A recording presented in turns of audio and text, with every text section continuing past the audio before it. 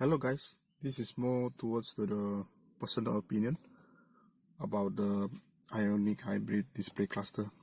What is the display cluster? Actually, I just know about this term. What they say is that what you're looking on the screen now is this one and this one. Information on your dashboard or speedometer you may call it, or car information may you call it. And this one is just simple showing about the car display cluster. So when you start the car like this one, you will see the car logo here flashing like that. You can see the car logo is using the shark fin antenna, but the the car itself in Malaysia, IONIQ doesn't deliver with the shark fin because maybe initially they just use normal head unit. There's no such information about navigation and so on. That's why they use a rod antenna. According to the manual, also it's just a rod antenna for the basic information on the head unit. So people doesn't like it, and my opinion also the same way. But I think the shark fin antenna is more aggressive, is more better looking for the car, or you may don't have antenna or inside the antenna better. So of course, yes, the shark fin antenna, you can put the GPS module inside or Wi-Fi module antenna inside to the shark fin, because there's a room to put it in on the shark fin antenna compared to this antenna on the rod antenna. All the Hyundai car doesn't have a shark fin antenna. They use a rod antenna, which is kind of old-fashioned. I think is not better looking.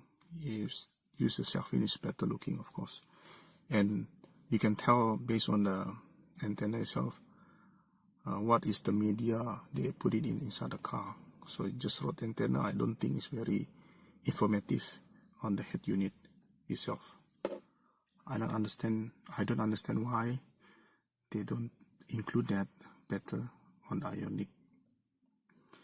Okay, another thing is this information, average of the kilometer per liter. Some people use this kind of setting.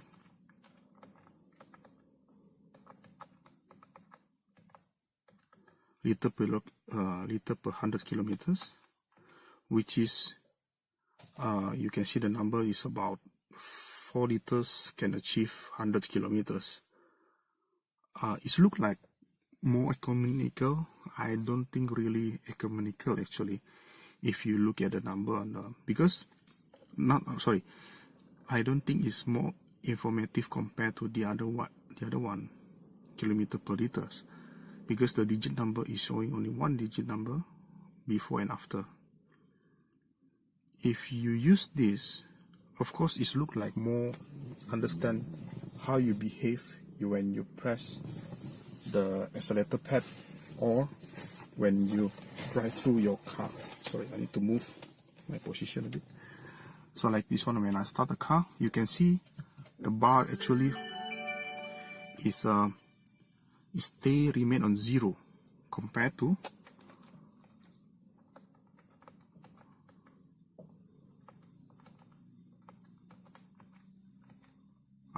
the 100 per liter, the bar is full. So this is the opposite way how you're looking at it. So this one, if you press the gas, it will start go down. Then you let go, they will start going back to the full. So now I think the car is charging for the battery. When the car is not stopped, you can see the bar going back forward to the full. So you can see this one, the bar on the left on the battery indicator. I noticed this, if you see the bar here, there's a, sorry, a little bit adjust on the screen. You can count the bar is 1, 2, 3, 4, 5, 6, and then this a drop again. So one bar here is consists 1, 2, 3, 4, 5, 6. Okay, I notice this.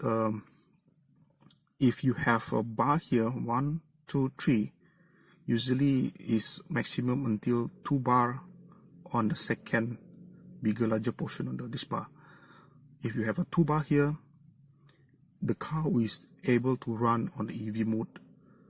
So usually the EV mode will start kicking, or can handle the car when you're driven. If your car slow down around less than 30 km, about 30 or 40 km, so your car is run using the EV mode.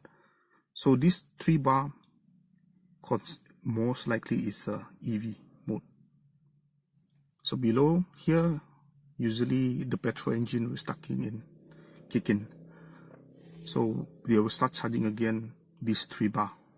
So this EV bar, this 3 bar here, 1, 2, 3, will run on the EV mode. Of course, it's depend on your speed and then on your torque of your car.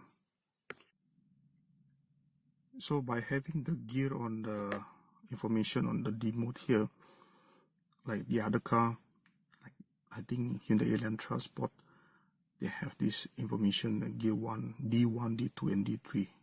It's the same like when you do the on the S mode, sport mode, there's S1, S2, S3 to give you information how many, which position gear you on it. Because I understand IONIQ doesn't have the RPM, it's only one single cluster. That's why they don't include the gear ratio on here. But if you have a D1, D2 and D3, it's better to understand actually the car is on which gear and which speed you have on the cluster itself. And the other thing is, I will show you about the other member post about the other car. I think from the Kia Rio, the instant fuel echo on the Kia Rio is very dynamic, very nice to see. So when you press the pedal, accelerator pedal, they will see how many fuel consumption or fuel be injected to the petrol engine. So I show you the video.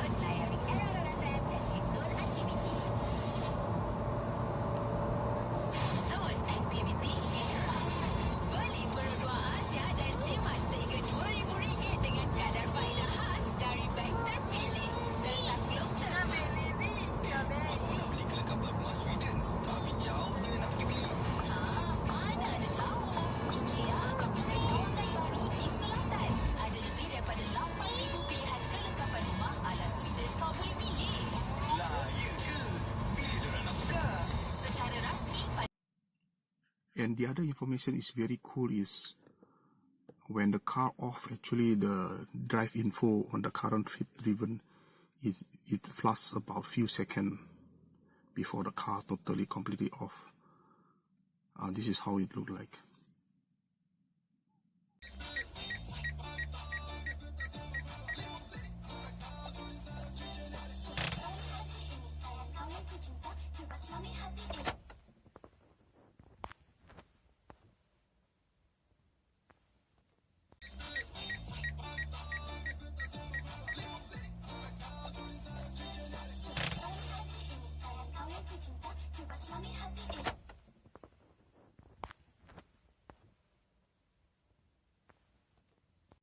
if you look at the both video, it's very good information and informative to see the trip average and how many kilometers you driven.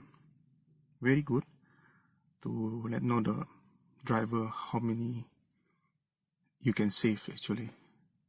Some people, mostly I think the most people driving skill, the driving method is the moment you close to traffic light, then you just start pressing the brake. So there's no gap between accelerator pedal and the brake pedal. Actually, the fuel economical start actually the gap between the accelerator pedal and the brake pedal.